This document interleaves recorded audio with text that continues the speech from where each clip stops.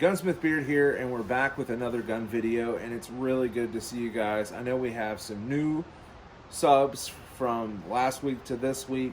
I do want to say welcome to the channel, and I do appreciate you taking the time to sub. For all the people that don't, and there's a lot of people that aren't subscribed, please think about subscribing. We have anywhere from 12 to 14,000 people each week watching these videos, and as you can see, a lot of them are not subscribed. It doesn't cost you anything, guys, but think about it. If you like the content, be a subscriber, be part of this 2A community that we're building. Each and every new face, we're building a 2A community. The 2A community and the gun industry are somewhat large, but this is our little 2A community that we talk about guns without, you know, the fear of judgment or ridicule. And that's kind of the way I want to keep it, family friendly. If you want to ask a question or have feedback, go ahead. No one's going to stop you for that. When you start getting into troll territory and you're just saying really hurtful things just to say hurtful things, then that's completely different. And I don't know, the internet is full of those, so we try to limit a lot of that, but you're always going to get a few to come in just to be nasty, and there's no need for any of that. So big thank you to BROWNELLS, SWAMPFOX Optics, and Shooter Innovations, because they are our channel supporters, and I am really grateful for them because they help make this possible each and every week. And so big thank you to them. But like I always say, you guys, it's you guys that really make this channel what it is. You make it grow each and every week, and you tell people about it, your family and your friends, about, hey, have you checked out this channel? So big thank you to you guys. So let's talk about the gun of the week. I'll do up close with the camera so you can see it, and then we'll talk about it. Be back in just a second.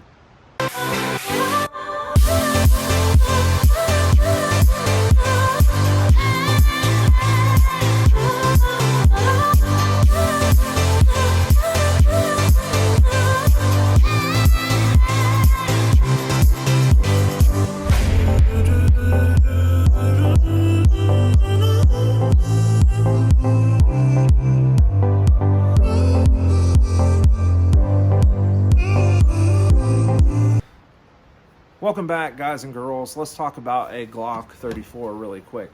So on my custom Glock 34, the only really custom thing about this is the slide assembly, because of the components. The bottom, or what I would call the frame, is 100% OEM from Glock, besides these grip panels that we got last year and that were sponsored by the company to put these on. And there's a whole video on that from last year that you guys can dig up if you like this kind of texture that kind of adds a little bit of texture to the OEM frames.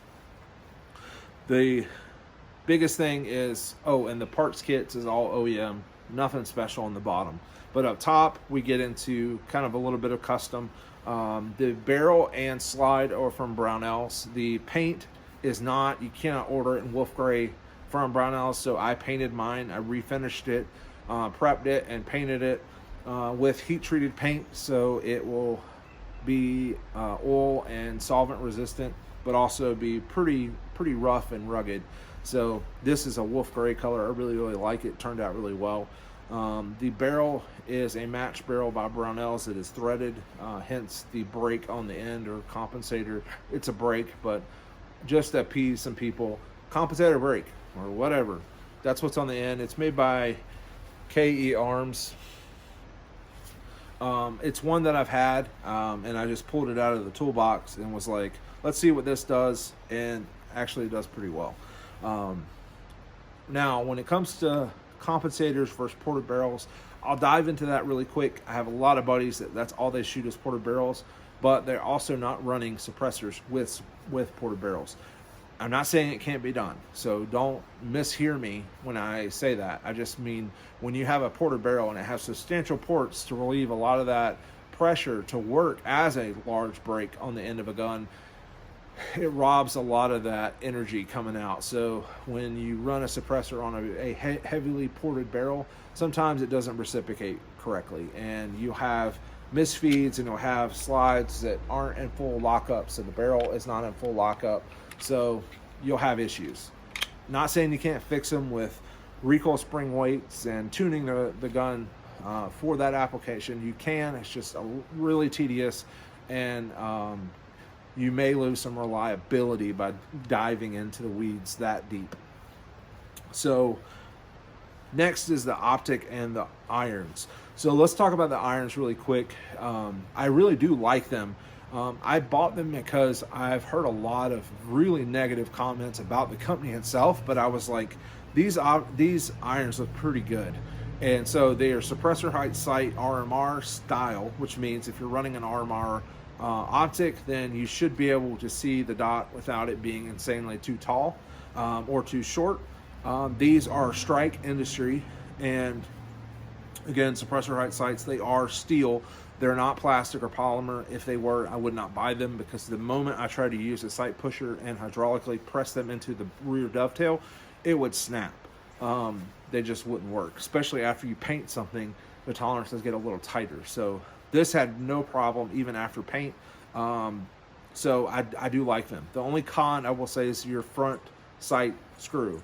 It does not take a front sight tool on the outside perimeter of the head of the screw. That was a huge miss by them and their engineers. They have in the middle of the screw a torque head, a really tiny one. And so with softer screws like what they gave us, you can easily round those out. So you have to be super, super careful with that setup. Do not use a lot of Loctite. Be careful how much torque you put on it, because it is very tiny and you can round that torque head out really easily. So if they're going to make a Gen 2 of these sights, make sure you change the head to take a standard Glock front sight tool. Just saying, you should have done it. I don't know why you didn't, besides cutting or shaving pennies.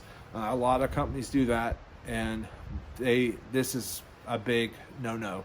Don't do that, and you should have done it. So I'm just going to call it out for what it is. I like the sights. I think they look really good. They have serration back and front, so it cuts down on glare. They're made really well. Just that front sight screw needs to be changed. And so if you strip it, then you're going to have to call them and pester them about getting a new one. The Optic. So this is the AmeriGlo Haven RMR footprinted red dot with a huge window. This window is very wide, so it gives you a lot of field of view. Plus, when you're shooting red dots, it's both eyes open anyway. So it's a behemoth. Let's just call it for what it is. It's on a 34, which is, the 34s are really known for being a more competition or target gun anyway, not something you would carry because the length is quite big. So with that being said, it's fine because I'm not putting it in a holster, or if I am, it's just for shooting competition and stuff like that. There's nothing in the chamber and nothing in the mag well, so if you see me kind of flagging my camera, there's nothing behind it, guys. It's on a tripod, and the gun has no ammo, and it's completely clear. So it's good to go. We're good and safe. Just wanted to roll that out on a silver platter for you guys, that even though I didn't do it at the beginning of the video, we are safe. We're good safety practices anyway. So the Optic, let's talk about and look at the box that it came in. So, and all the kind of specs, because I know a lot of guys are like, I've seen those, but I don't own it. I don't really know anybody that has it. And to be honest, AmeriGlo is known for their iron sights, so me putting Strike Industry on a slide and then running an AmeriGlo reticle optic or red dot optic on a slide is a little bit of blasphemy.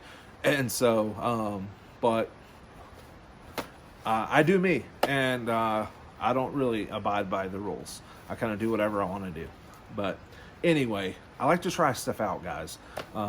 That's kind of what it is. Like, I try stuff out and I talk about it so you guys can either try it or not try it, or if I say it's bad, then you can be like, okay, well, I know a guy that tried it and he said it was terrible. So that's what it's all about for me, is try new things, and sometimes it might help you not have to go through the growing pains of trying something and it be a mess, just terrible. So that's why I do what I do. But this is the Optic. I think so far it is a really good optic, and it checks all the boxes that you usually look for a red dot in. And what I mean by that is it comes in, this one that we have is a 5 minute of angle, or MOA, reticle size or dot size. It does come in a 3.5, so I would probably recommend the 3.5. When I bought this, they didn't have the 3.5. It's just a red, big red 5 minute of angle dot, so pretty large. But that's what they had, and I wanted to test it out anyway. And I can always move it between guns because it's an RMR, and as long as the slide takes an RMR, has that cut in the top of the slide, then I'm good. So this is the HVN02 or 02, and some of the features it has is, obviously we talked, it's armor footprint. It is allegedly heavy duty, recoil tested. It works with Glock MOS also. It is aircraft aluminum body, so it's not polymer or anything kind of cheap and junky. It's made really well. The buttons are very tactile and really good quality. It has a very long run life. I think it's around 50,000 hour run life, which most of them are nowadays. That's kind of like the staple, is at least 30,000 hours is usually what you're looking for. It is red, not green dot. It has, it's not shake awake technology because I think that's patent, but it has auto shut off and auto turn on with motion sensor. So after 12 hours, if it doesn't detect motion, it shuts itself off. And when you pick it back up, it comes back on. But here's a cool thing, and there is a name for this according to them, is carry lock button. And so what carry lock really does, if you like kind of figure out what they're really talking about, is, let's say you set your brightness to a 5. This gun has 11 different brightness settings. So 5 is perfect for me without the dot really exploding or being too bright and kind of just, you lose the clarity of the dot. I set it on a 5. I put it in a safe, and the next day I'm like, I'm gonna use this gun to go to the range of this gun. I grab it. When the dot comes on, guess what setting it comes back on? It comes on a 5, and that's that carry lock.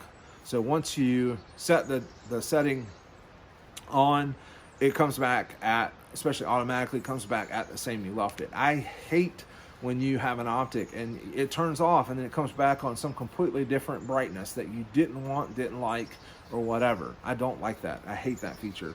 I want it to be left at what I left it at the last time I used it. And if I need to tweak it, I have the plus and minus signs on the side, and that's what that's for, is to change your brightness settings. And if you want to turn it completely off, manually turn it off, you hold this plus symbol for like 3 or 4 seconds and it shuts everything off. But granted, if you manually turn it off, sometimes it does not come back automatically on. So I would just not do that. I would just put it in a safe and don't touch it, and the dot will shut off on its own. Granted, the best part about that too is it has a battery tray. And a lot of guys immediately know why that's so important. If you're a hunter, then you know why you don't want to take off your optic. And why is that? Because you lose zero. Then you have to sight it in again, and you have to re-zero it. And that sucks, and you have to burn through ammunition, at least 3 or 4 rounds, to make sure it's zero. And depending on what caliber, that's expensive. Not saying that it's expensive to zero this in, it's just, why would you want to if you can zero it in and leave it at what you zeroed and just pull out the battery tray, change the battery every year or 2 years or whatever cycle you do that in, and then put it back. Now, here's my rule with this. And please listen to this because it will save you some headache and a lot of pain and suffering. It's okay to lock tight your 2 top screws. I'm good with that. Torque it down, don't over torque it to the point where you snap screws or whatever. Next thing is, if you have a battery tray, it's most likely going to have screws. Do not Loctite those. And you're going to be like, well, why can't I Loctite them? Well, the reason I tell you not to, because you don't want these screws to seize. If they seize, you are in a world of trouble because you can't get the battery out. that means you can't service this Optic anymore because you can't put a new battery in it. You can't do anything with it. So hand tighten these screws. When you go to clean your gun after the range or after 3 or 4 visits to the range, however you do that, check the tightness of the screws then. If they're a little loose, tighten them. It's that simple. You don't need to Loctite these. If you do Loctite them, there's a high chance that these are going to seize, and then when you go to untighten them with these tiny little torque wrenches they give you, you are going to round that head of that screw completely out, and then you are in a world of hurt. So just listen to wisdom. Don't do that. There's a reason why you can do it on other things and not some. The really small torque head screws, they will not take a ton of torque, and they will round and they will snap. So just keep that in your brain for when you're doing this kind of stuff, especially if you're new to optics. It is a learning curve. You need to learn all these little things to make it all work proficiently and work the way it should, or the way it was designed to work. So again, this is the Glock 34 build that I did. It is really simple build, but a lot of fun to do. A lot of people don't own 34s unless they shoot a lot, or they are a competition shooter, target shooter, or whatever. But they're a really cool gun to have. And if you already have, listen to this, if you already have a Glock 17, you can just buy and build out a slide for a 34 and just switch it with your 17 slide. Because this is essentially all this is on the bottom is a Glock 17 frame. So if you don't want to build a full Glock 17 or 34 build, then just do the slide, and then you end up with 2 different guns with one frame. Just another way to do it. So hopefully this helps you. You find this entertaining or interesting, or maybe you want to build one now, and that's awesome. More guns the merrier, right? So as always, I'll catch you in the next video. Work hard, God first. See ya.